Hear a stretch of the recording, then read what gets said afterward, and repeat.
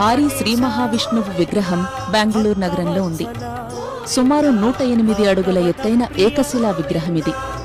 16 భుజాలు 11 తలలతో ఉన్న ఈ విరాట్ విశ్వరూప విగ్రహం ఎజీపురాలోని శ్రీ కోదండరామస్వామి దేవాలయ ప్రాంగణంలో ఏర్పాటు చేశారు.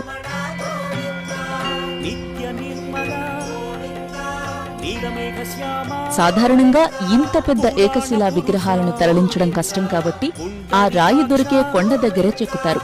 కానీ ఈ భారీ విగ్రహం కోసం తమిళనాడులోని తిరువణ్ణామలై దగ్గర కోరుకొట్టై గ్రామం నుంచి 600 టన్నులకు పైగా బరువైన రాయిని దాదాపు 350 కిలోమీటర్ల దూరం ఎన్నో వ్యయ ప్రయాసల కోర్చి బెంగళూరుకి తరలించారు. ఈ విగ్రహ రూపం కోసం ప్రత్యేకంగా కసరత్తు చేశారు దీన్ని ఏర్పాటు చేసిన డాక్టర్ సదానంద. విశ్వరూపంలో అర్జునునికి అనేక ముఖాలతో దేవుడు కనిపించాడు. కానీ శిల్పంలో అసంఖ్యాక ముఖాలను పెట్టలేం. తలపై ఆదిశేషుడు, 11 ముఖాలు 16 భుజాలతో ఉన్న శ్రీ మహావిష్ణువు విగ్రహం ఏర్పాటుకు శాస్త్రాలు అంగీకరిస్తున్నాయి. దేవుని వెనుక వైపు విశ్వం కనిపించేలా చెక్కించాం. దేవుని శరీరంపై పరివార దేవతలు చెక్కించాం. 16 భుజాలతో దశావతారాలు చూపించాం.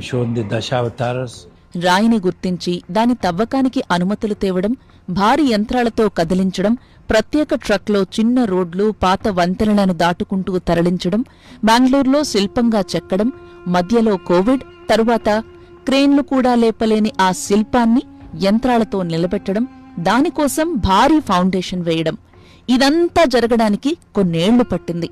2010లో ప్రాజెక్టు ప్రారంభించగా 2025 నాటికి పూర్తయింది. మైనింగ్ నిపుణులు, జాతీయ రాక్ మెకానిక్స్ సంస్థ నిపుణుల అభిప్రాయాలు తీసుకుని రాయిని ఎంపిక చేశాం. రాయిపై పెద్ద పగుళ్లు లేకుండా చూసుకున్నాం. తరువాత ప్రభుత్వ అనుమతి కోసం ప్రయత్నం చేసి 2014 నాటికి అనుమతి సాధించాం. అనుమతి వచ్చాక మైనింగ్ మొదలుపెట్టాం. 2018లో మైనింగ్ పూర్తయింది. 2018-19 మధ్య రాయిని బెంగళూరు తరలించాం. 2019 జూన్ 1న బెంగళూరు చేరుకున్నాం. 2019 నుంచి శిల్పం చెక్కే పని కొనసాగించాం. మధ్యలో కోవిడ్ వచ్చింది. 2022 నాటికి శిల్పం చెక్కడం పూర్తయింది.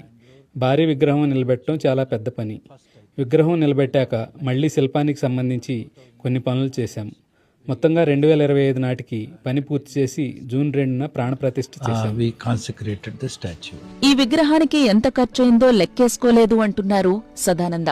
అయితే వివిధ దశల్లో వచ్చిన సాంకేతిక పరిపాలనాపరమైన ఇబ్బందులతో ఖర్చు పెరిగిందని చెప్పారు.